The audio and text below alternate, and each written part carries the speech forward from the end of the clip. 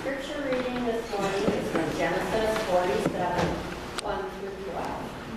Joseph said to Pharaoh, "My father and brothers have arrived from the land of Canaan with their flocks and herds and the rest of their belongings. They are now waiting in the land of Goshen." Now Joseph had chosen 5 of his brothers and brought them along to present to Pharaoh.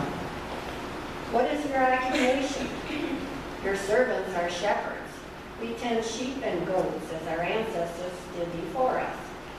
We've come to reside in the land as foreigners for a time, because there is no place in the land of Canaan for us to pasture our flocks on the account of the severity of the famine.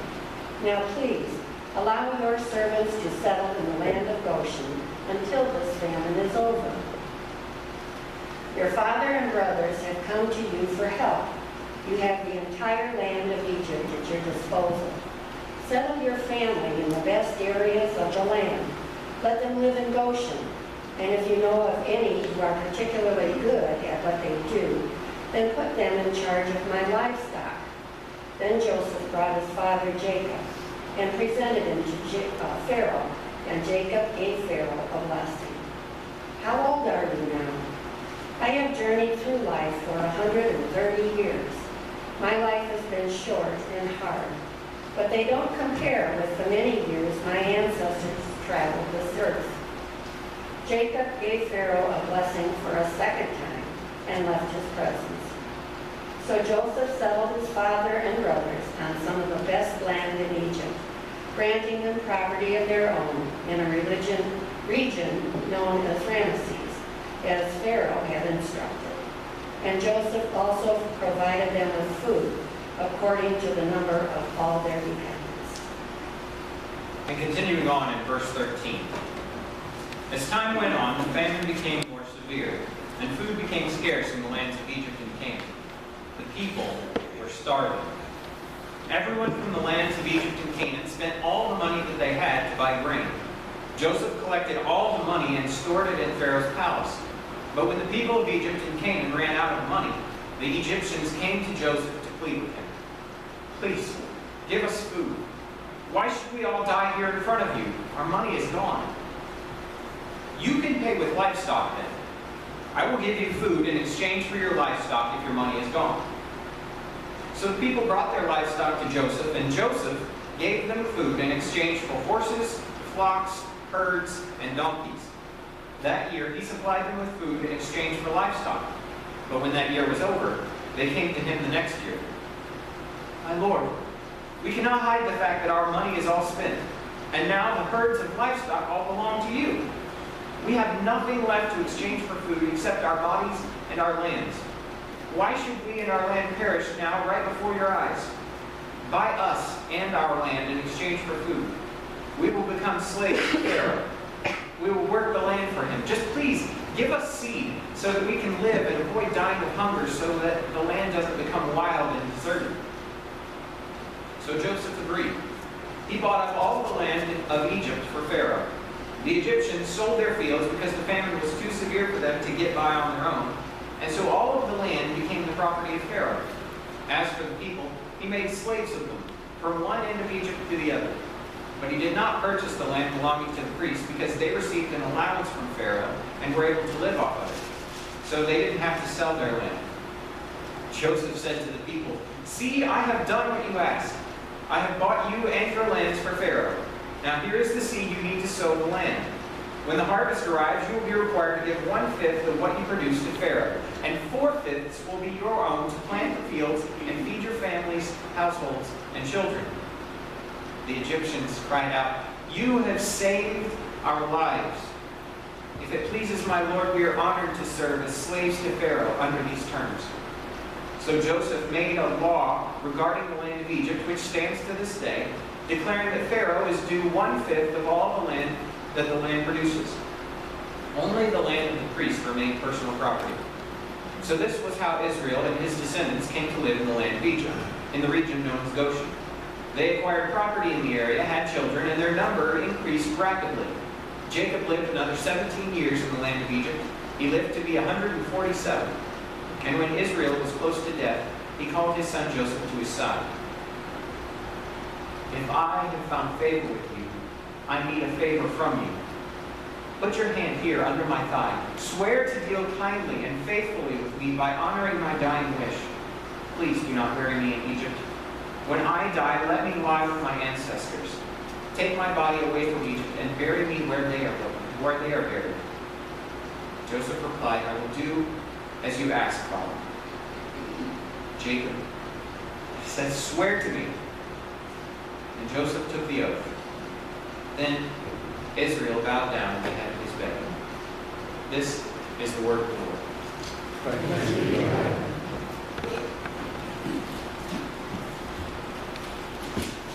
Be flexible.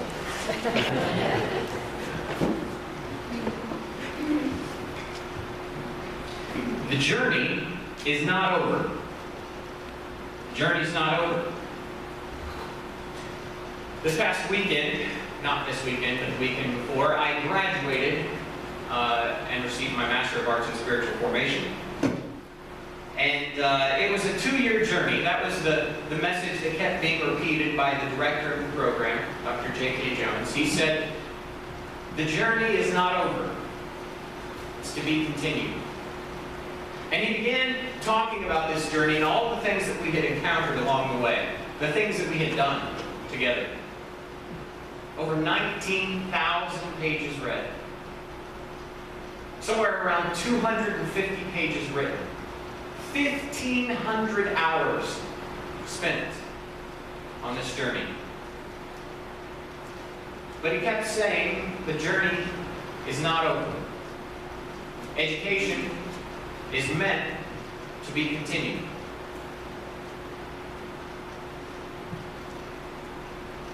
Today we're going to be in Genesis chapter 47. If you have a Bible, I encourage you to go there. Genesis chapter 47. And Genesis 47 starts off and picks up the story where we left last week. Now, we've been following a family for a long time, and they're finally patching things up. It seems like we're finally out of the dark. Things are looking so much better than they were.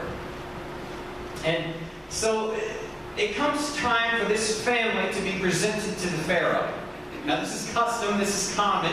Anytime a new person, a stranger, a foreigner would come into the country, they were supposed to be cleared by the nobility, by the royalty.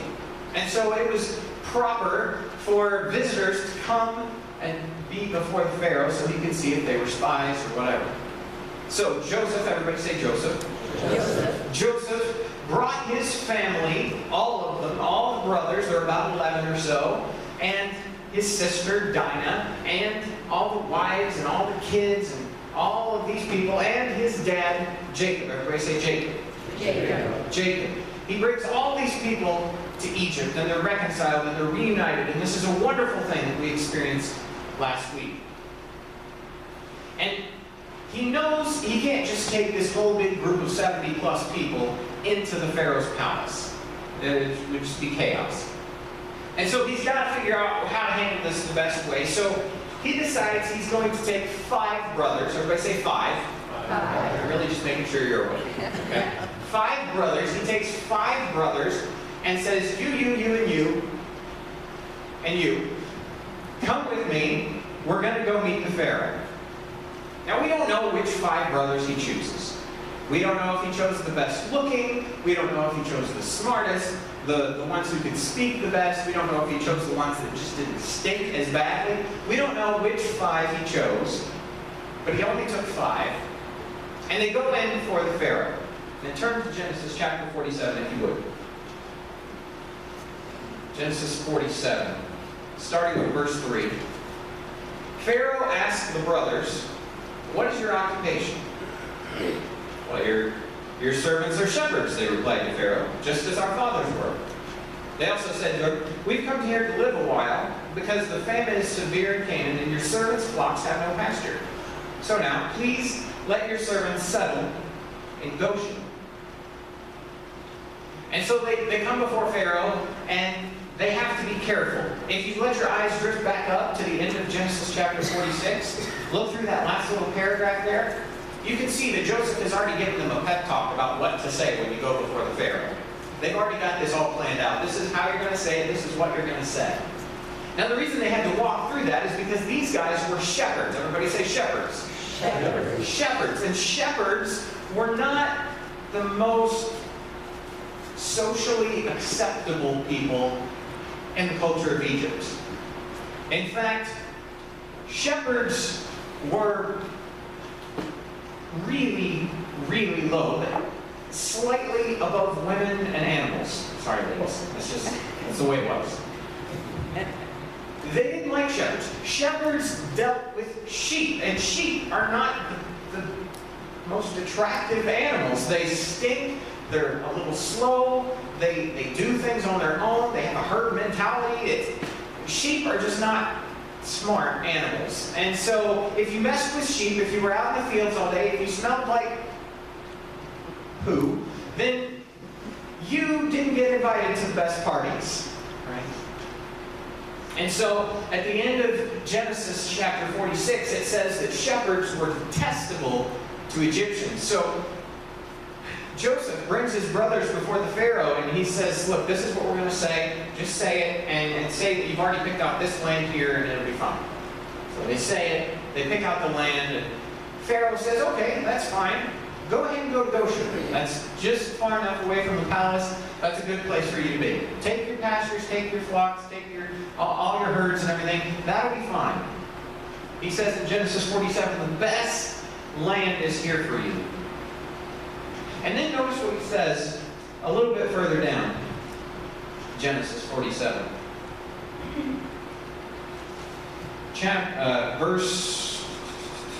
Verse 6.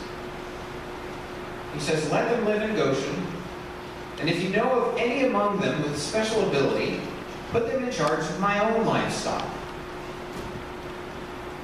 Now this is a big deal. Okay? You guys have been with us on this journey for quite some time, like Paul said, about a year. And with this particular family for several months. And so we know that these brothers have been in some difficult situations lately. They thought their lives were over. They were scared that they were going to be killed, that their brother was going to be imprisoned, or he was going to be killed. They had all of these worries and frustrations and fears. And fast forward just a little bit, and now the Pharaoh says, hey, if any of you guys are really good at what you do, I want you to take care of the royal flocks. And I want you to care for the royal herds. These scruffy-looking, smelly, probably unkempt gentlemen standing before the Pharaoh, the most powerful man in the world. And he says, if any of you are really good at what you do, I want you to be in charge of some of my things. Do you know what it's like to be entrusted with something so incredibly precious? Something so incredibly valuable? Something that you don't deserve to be in charge of? That's what these brothers felt. And so it says, they settled in Goshen in the district of Ramses. Now, some of you are history buffs, and the name Ramses kind of makes your ears perk up a little bit. Ramses was an up-and-comer who would eventually end up building lots and lots and lots of things in Egypt. In fact, when you think of Egypt, you're probably thinking of some of the things that Ramses ordered to be built. And so these brothers, this family, settles in the district of Ramses with no idea how long they would be there, no idea what exactly was going to happen. They would be there for about 450 years. Welcome to Egypt. And so Joseph ushers the brothers out. They did okay. They rehearsed their lines without messing anything up. And then he brings in Dad. Brings in Jacob. Everybody say Jacob. Jacob. Now Joseph and Jacob were very close. You know this. Jacob once made his son Joseph a coat of many colors. When he found out that Joseph had possibly been killed, he he threw himself into a deep depression, mourning and weeping, and just in an awful place. Joseph was Jacob's favorite son, and Joseph was very close with his father, and so he wants to introduce Dad to his boss.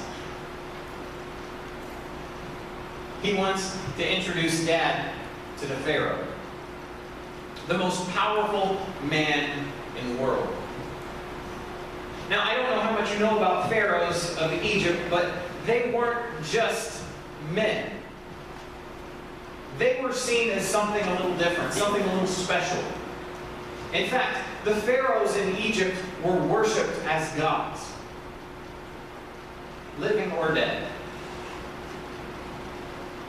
And so, Jacob comes before this man who is seen as a god, and he does something really, really, really strange. Genesis 47. Starting with verse 7, it says, Then Joseph brought his father Jacob in, presented him before Pharaoh. After Jacob blessed Pharaoh, Pharaoh asked him, How old are you?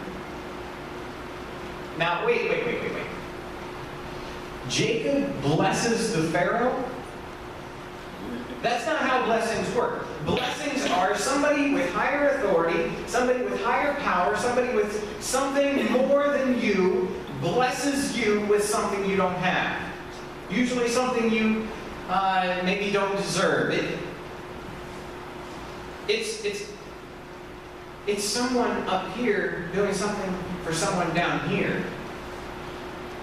And so you would think in this situation, the Pharaoh would maybe bless Jacob, but that's not how it works. Jacob blesses the Pharaoh. We don't know exactly what he said. Maybe he said, Long live the Pharaoh. Maybe he said, May Yahweh God bless your household. We don't know. We don't know. We know that Jacob was really concerned with blessings, though. Think back.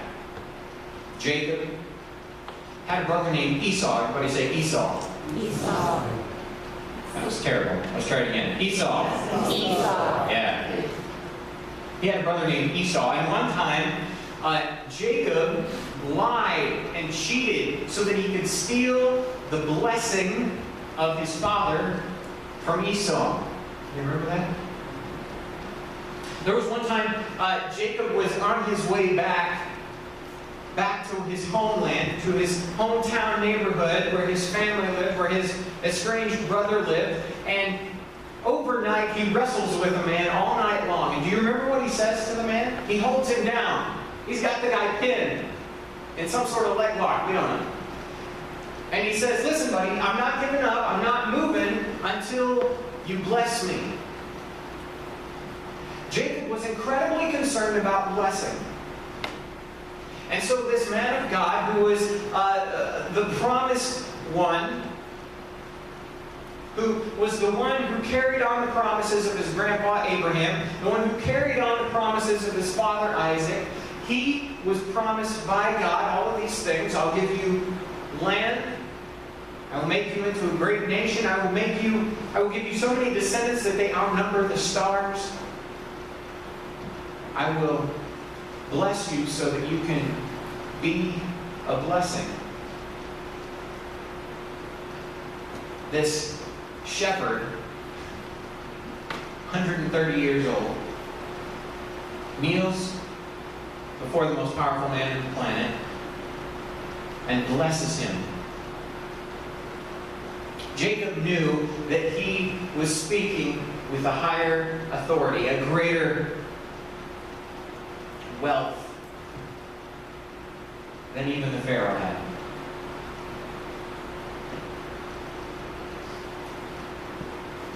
And Pharaoh asked him, How old are you? How many people, if you met somebody for the first time, would be offended if their first question to you was, How old are you? You'd be a little upset about that? Yeah. And Jacob must have looked a little rough, right? Because that's a question that you get. I imagine that Pharaoh's tone was, how old are you? Jacob had traveled 300 miles on foot and camelback, humpback, to, that one was free, to make his way to Egypt. 130 years old. It's a long trip. And so he says, the years of my pilgrimage number 130 years. But they have been few and difficult. Now, it's a little strange. Anybody here 130 years old? Anybody here who would say, even at your age, that you've only lived a few years? Yeah. It's even more bizarre because we don't live to be 130 usually. And so for somebody to say that 130 years is few is preposterous. And for an Egyptian, it was even more so. See, for them, the perfect age when you have lived a complete life was 110. And so this Israelite, this Hebrew, this shepherd comes in and says that he's 130. And they think, man, you have lived a complete life plus some. And he says, no, my years are few and difficult. It's been a mess. We've had our ups and our downs, haven't we? That's life. Think of Jacob's life. Think back over this journey that we've taken over the last year. Jacob has lived in a dysfunctional family. Had a brother who wanted to kill him. Had a father who favored the brother over him. He had to leave his homeland, his hometown, his family, to go find a wife, but really it was just to look out for his own neck. He finally finds a woman that he really likes. And he goes to ask for her hand in marriage, and her father says, no, you've got to work for me for several years. So he works those several years, and then comes the wedding night, and lo and behold, he marries the wrong woman. Says, what happened? And the father says, oh yeah, that's how we do it. If you want to marry her, you got to work another several years. Throughout this whole process, he wanted one woman, and he ended up with 4.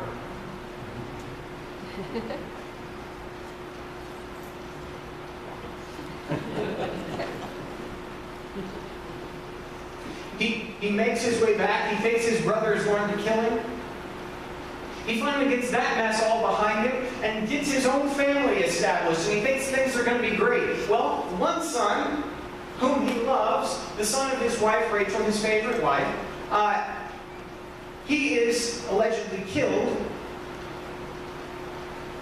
His other sons, they go out and they slaughter an entire town to defend their sister's honor.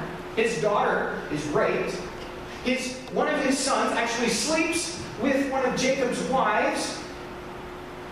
His wife, Rachel, whom he loves, his favorite wife, she dies giving birth to their son Benjamin. And then there's this whole recent episode of traveling back and forth to Egypt. There's no food. Jacob can't provide for his family. Some of you men know the struggle that comes when you can't provide. And then his sons are in prison. His sons are out of prison. He might lose his last remaining son from Rachel. All of this back and forth, confusion and stress and conflict and tension, all throughout the life of Jacob. And it's no wonder that he says, my years are few and difficult. It has been a hard journey for me.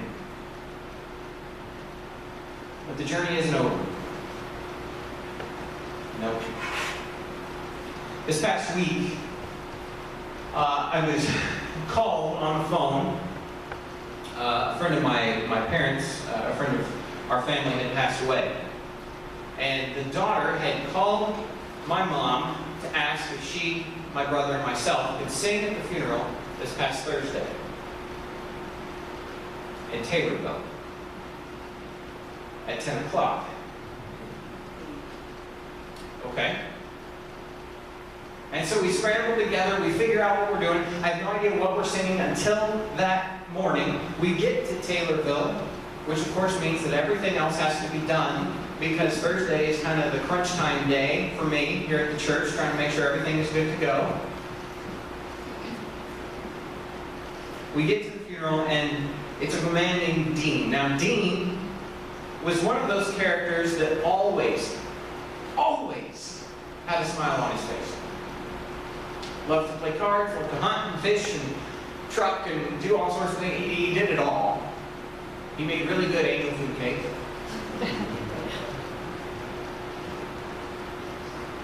Dean's sense of joy and fullness that he got out of his life, it wasn't laying in the casket with him. Now his mission to make the world a fuller and a happier place, that was continued. That carried on. That affected all the people who were at the funeral and all those who had ever met him. His journey wasn't over. He continued. And so all of these men get settled in Egypt. And everything looks like it's going to be okay.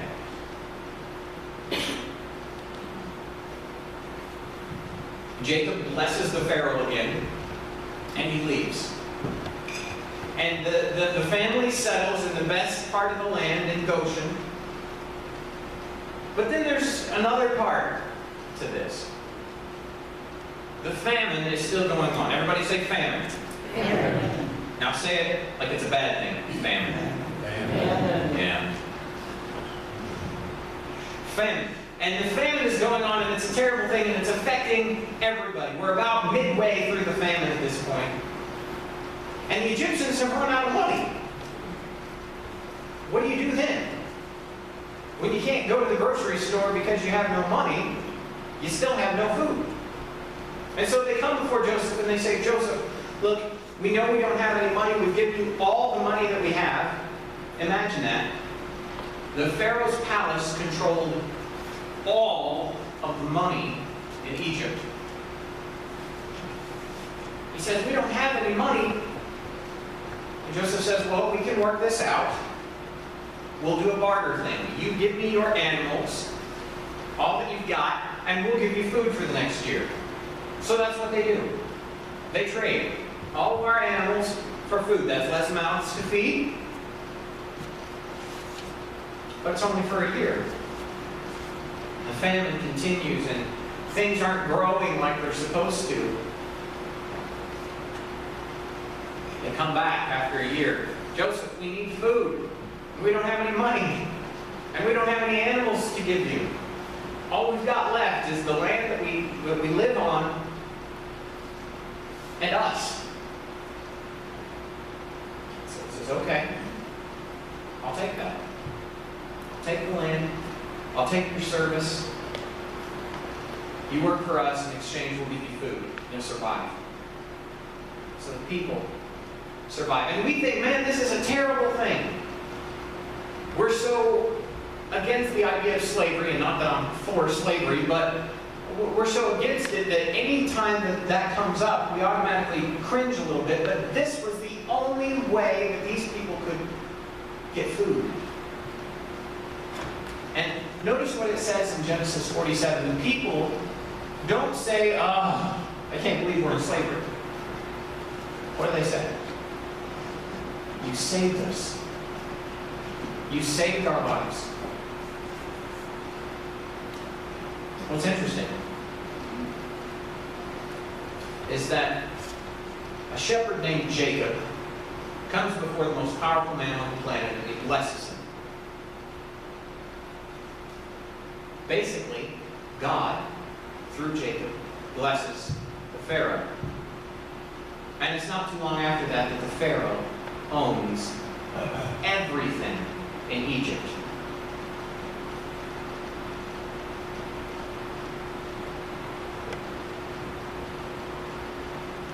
So the question is, So what? It's been a good story. It's obviously not over yet. We're only in Genesis 47. But what happens now? At the very end of Genesis 47, we have this strange conversation between Jacob and Joseph. And Jacob makes Joseph swear to take his body back to the homeland, back to Canaan, back to where his ancestors are buried. Jacob, in his last act, in preparing his funeral arrangements, he testifies to the promises of God. Remember, Jacob was a little uneasy about coming to Egypt at all. If you remember that, nod your head. Some of you are just nodding off. I just want to make sure. He was uneasy, and God said to him, Jacob, don't worry about it. I'll go with you to Egypt. And remember what he said, I will bring you back. So Jacob brings his son Joseph, and he says, Joseph, I want you to swear to me that you will take me back, that you will fulfill God's promises. Even in his funeral arrangements, in his last moments, Jacob's life, his mission, his journey, was a testimony to God's goodness. So we're talking about legacy today. What will you leave behind? What's the point of your life? What is your life revolved around? What are you passing on? Is your life all about you? Is it centered on me? Is it about comfort, security, and safety and preservation? Making my little bubble as happy as it can be? Or is your life a part of a greater, grander story? God's redemptive tale that He's been telling throughout history. Is your life more than you?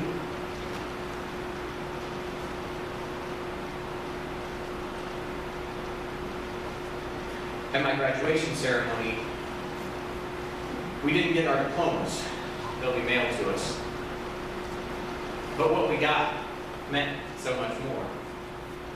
We were given batons.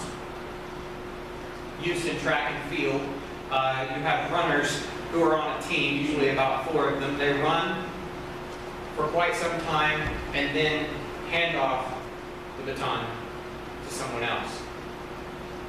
Their section of the journey, their section of the race is done, and it's on to somebody else to carry the baton.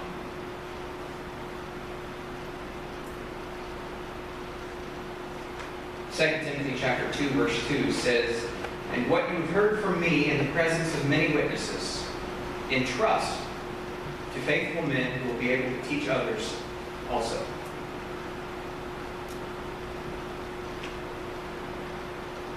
What are you giving to those who will be left after you're gone? What are you blessing them with? What are you entrusting them with? See, your life, your story,